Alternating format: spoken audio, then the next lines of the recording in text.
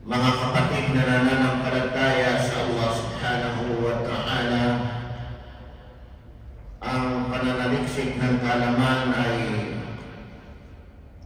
isang malaking obligasyon natin bilang mga Muslim, bilang mga mananampalataya. Bagkus ang pananaliksik ng kaalaman patungkol sa ating pagsamba sa Allah, patungkol sa ating pananampalataya ay obligado ito para sa ating lahat.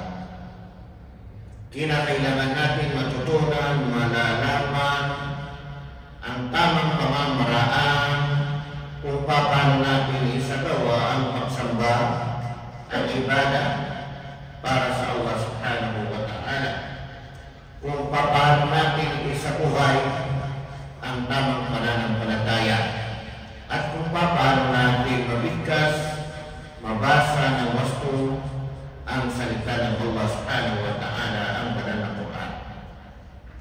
Itong kaalaman, mga kapatid na nananampalataya sa Allah, ay nagbibigay sa atin ng liwanag.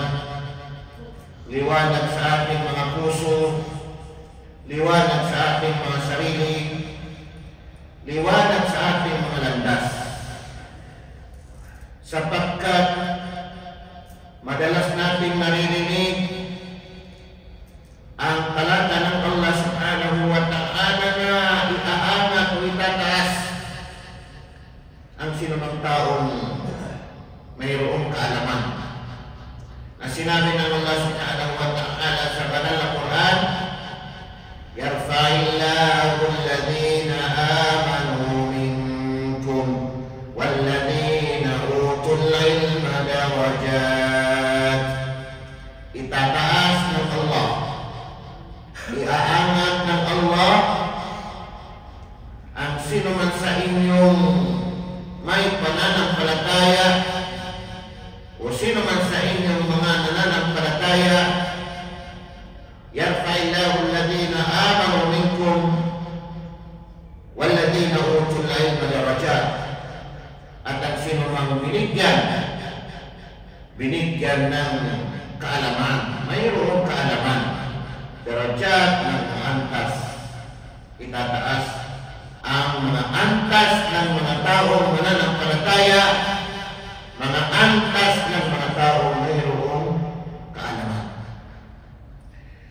Dahil dito, mga kapatid na nananampalataya sa Allah, ang ulo nila, ang nangunguna sa kanila ay ang taong nagtuturo ng kaalaman. Kaya lumalaban ang kaalaman dahil sa nagtuturo ng kaalaman. Kaya natuto ng kaalaman ang mga tao dahil sa nagtuturo ng kaalaman. Kaya napakahalaga, mga kapatid na nananampalataya sa Allah, yung pananaliksik natin ng kaalaman at isabuhay at isapuso natin ito. At kapag ito ay natutunan natin mabuti, na wala ng pagdududa, ay ituro natin ito sa mga tao. Ituro natin sa kanila. Dahil napakahalaga ang pagtuturo sa kanila. Sinabi ni Propeta Muhammad sallallahu alaihi wasallam, "Inna Allah lam yab'athni mu'annitan wala muta'annitan, walakin ba'athani mu'alliman muyassiran."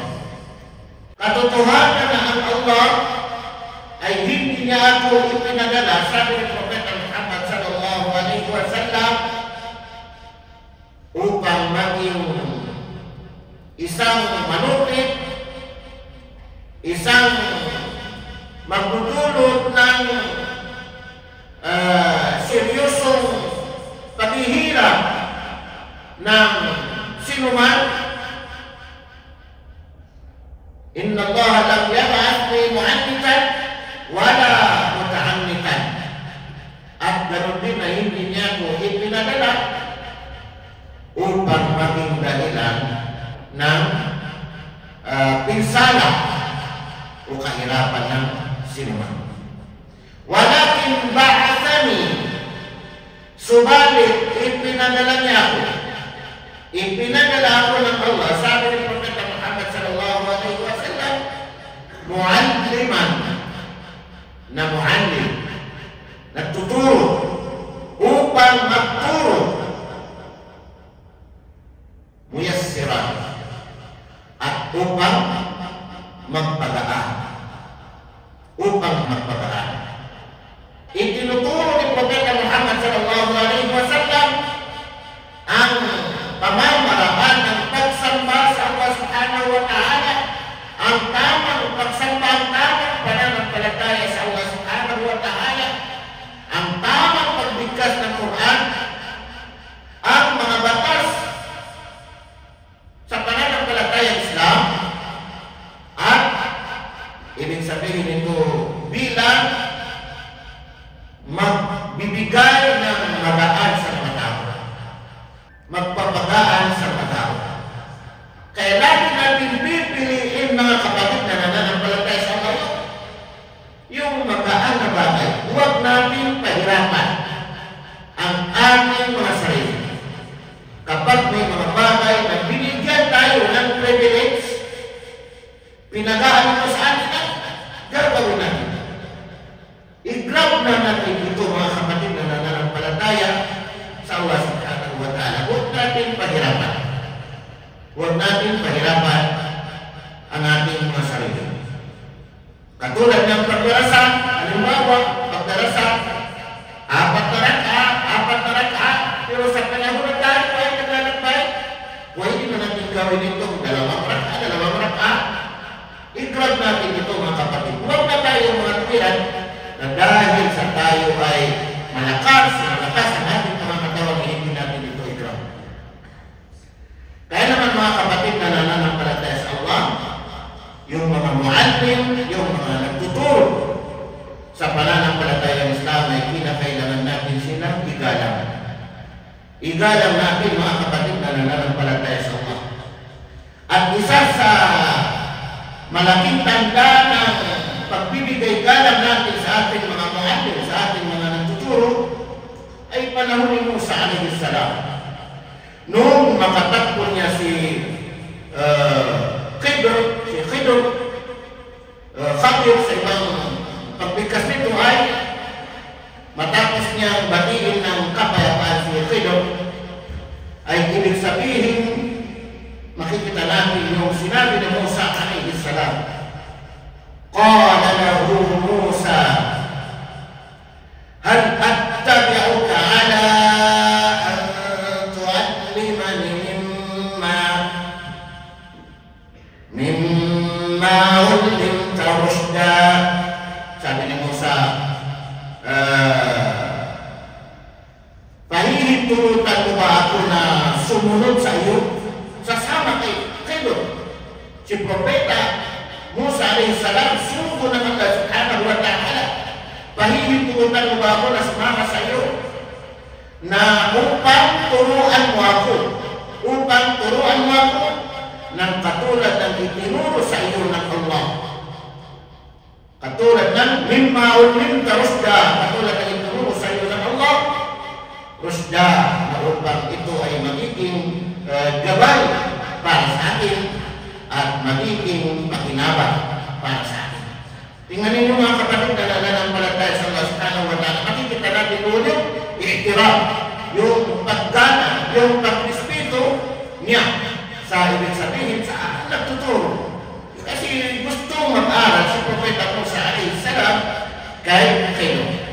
Kaya naman, mga kapatid na nananampalataya sa Allah, isa sa magandang palatandaan ng isang tao na mabuti ang pagpapalaki sa kanya at mabuti ang kanyang kinakistan at mabuti ang kanyang paglaki, mabuti ang kanyang ugali kapag mayroong respeto sa kanyang muallim, sa nagtuturo sa kanya.